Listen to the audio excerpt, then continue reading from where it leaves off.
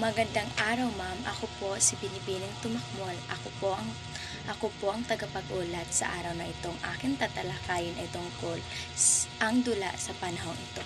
Sa larangan ng dula noong panahon ng Ikatatlong Republika, isang katangiang akdang pampanitikan ang tagapagtagbo ng unang gantimpala sa Tipalakpalanka noong 1983, huling gabi sa Maragondon. Isinulat ni Renato o Villanueva sa ilalim ng sagisag ni Andres Magdalena.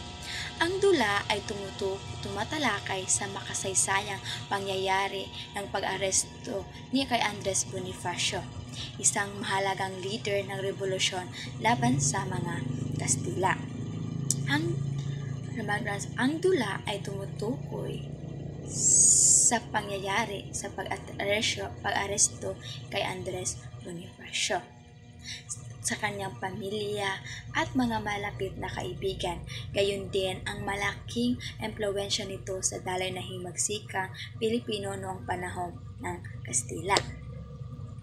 Ang dulang ito ay bahagi ng produksyon, tagumpay at trahedya na itinanghal sa Teatro Tomasino noong 2073 na naglalayong buhayin ang kwento ng mga bayani ng Pilipinas tulad ni Bonifacio at Aquino.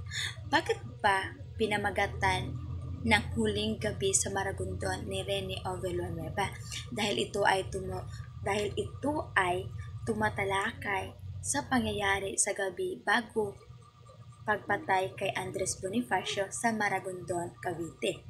Ang huling gabi ay tumutukoy sa huling sandali ng buhay ni Bonifacio bago siya ipatapon at ipatay sa Maragondon, at ito ay isang mahalagang bahagi ng kasaysayan sa himagsikang Pilipino.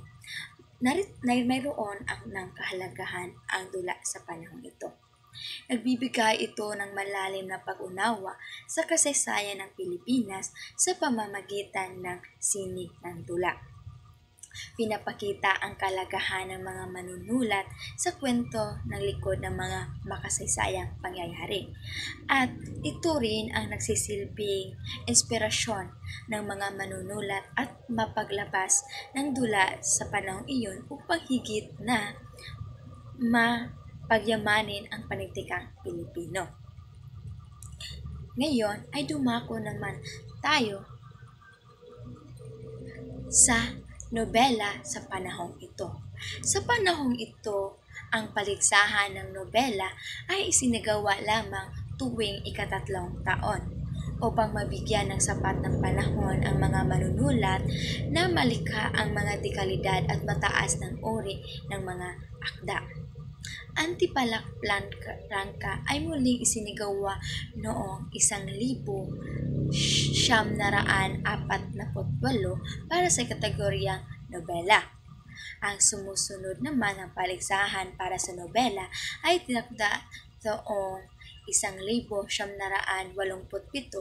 alinsulod sa patakarang isinagawa sa paligsahan tuwing ikatatlong taon para sa larangang ito.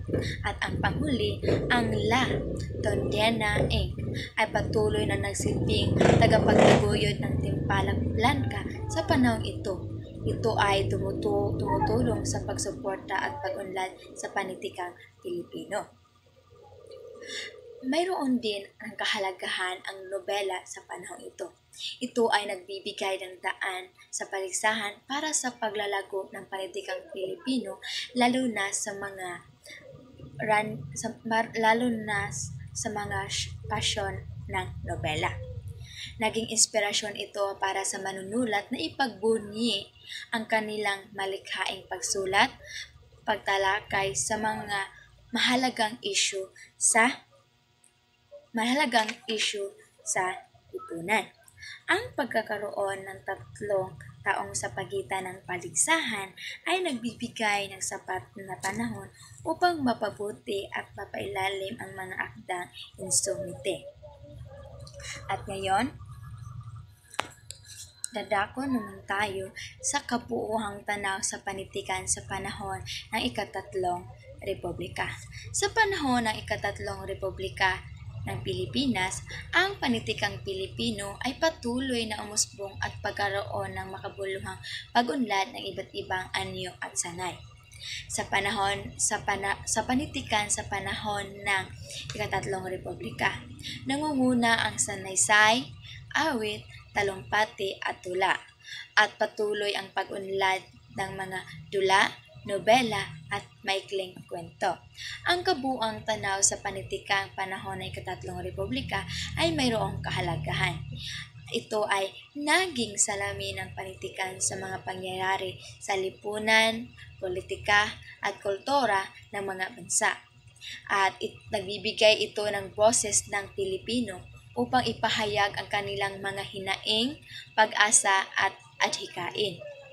At nakapag-ambag ito sa pagpapalaganap ng mga pambansang identidad at kamalayan sa wikang Pilipino. Sa kabuuan, ang panitikang Pilipino sa panahon ng Ikatatlong Republika ay masasabing ipinangibawan ang mga sanaysay, awit, talumpati at tula. Ang mga ito ang panitikan ay nagbibigay diin sa mga mahalagang isyu sa panahon at mapatibay ang diwa sa pambansang pagkakilanlan. At yan lang po. Maraming salamat.